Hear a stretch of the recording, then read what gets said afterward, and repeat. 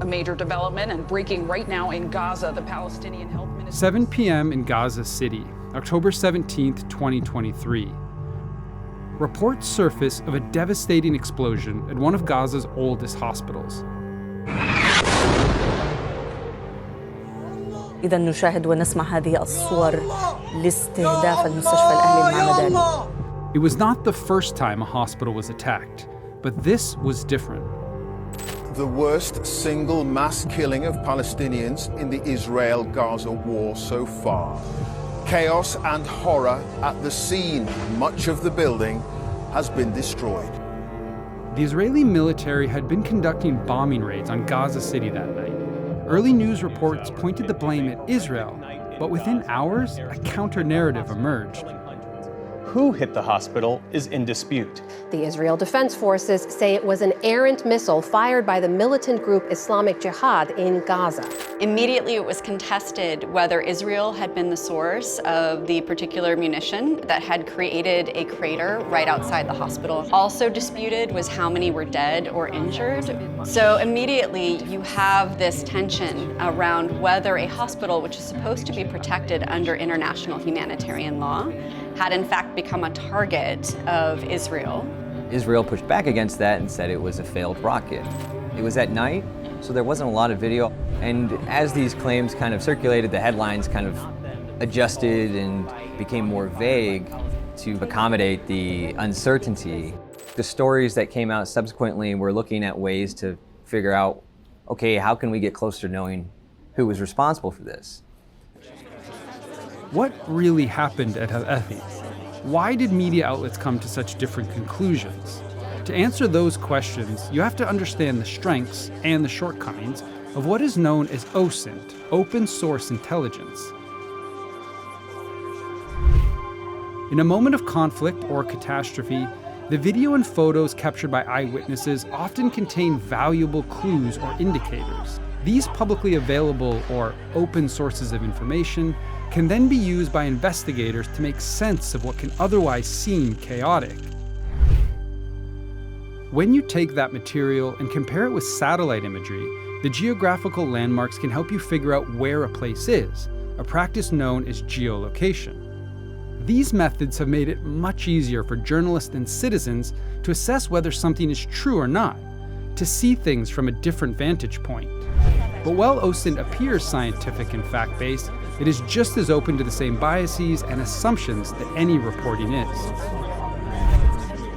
Trust CNN. A few years back, because of the Iraq War and the financial crisis, you had a lot of distrust of the media. Smartphones created this whole opportunity that everybody was a potential witness. What it needed was somebody to process it, somebody to analyze it, and turn it into some kind of a coherent narrative or a story. Open source investigators started filling that gap. You suddenly have people able to challenge mainstream media by having access to a global audience on their own. The original idea of open source investigation is that it would be a very democratizing force, that people who were closest to sites of conflict, moments of crisis, could get their perspectives out to the public in ways that could be quite powerful for journalism, for war crimes investigation. I think we're kind of entering into a sort of golden age because we're seeing newsrooms across the world embrace open source analysis. Bellingcat did the MH17 investigation, which revealed that, it was Russian-backed separatists that shot down the airliner above Ukraine. We've seen these kinds of really powerful reports that have held powerful actors to account, like BBC Africa Eye when they did their Anatomy of a Killing investigation. Putting all this evidence together, we can say with certainty that the killings took place here. Or the New York Times with their radio intercepts on Russian airstrikes in Syria. These coordinates aren't for a military target. They point to this underground hospital. One of the things that happened with OSINT was that it became a threat to states. It's a form of counter-forensics in a sense, because forensic capabilities in the past, they used to be in the hands of states. Now, states, which in the past used to protect their misdeeds through secrecy and through obfuscation or just denying access, so they themselves became the targets of analysis. And one of the ways that they are trying to counter that is they have hijacked its aesthetic to sow their own disinformation and to sow their own counter-narratives. The trajectory analysis from the barrage of rockets confirms that the rockets were fired close proximity to the hospital. The idea that Israel was not responsible for al-Ahli first emerged online from anonymous OSINT accounts. The claim rested on one video, an Al Jazeera live stream, which showed a mid-air explosion. The morning after, Israeli military spokesperson Peter Lerner went on the BBC with his own open source presentation, referencing the video. Al Jazeera broadcasted it last night. They were broadcasting it live. And this is the rocket that you see actually impacts, falls out of the sky and impacts into Gaza. That was a line that the IDF pushed during interviews with various media outlets. They said, look, you can see the failed rocket here in the sky, and then it crashes and hits the hospital.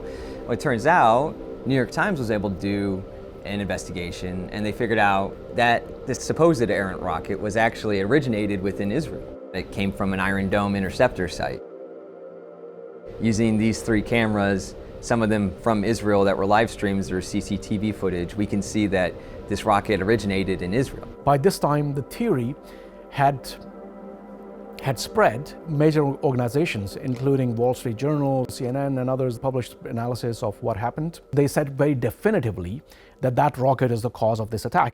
Tonight, a new CNN forensic analysis confirms that the deadly blast at the hospital complex in Gaza did not come from Israel. So many people had put their reputations into supporting a certain assumption that it became harder for them to climb down. So that assumption since then has remained, even though every aspect of the factual basis of it was completely undermined by the New York Times, by Al Jazeera, and by forensic architecture.